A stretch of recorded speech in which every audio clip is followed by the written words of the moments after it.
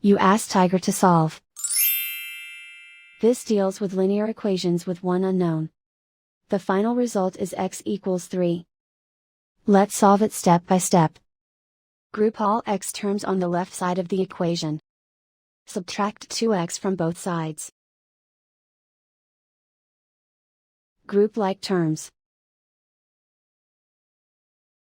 Simplify the arithmetic. Group like terms. Simplify the arithmetic. Group all constants on the right side of the equation. Subtract 6 from both sides. Simplify the arithmetic.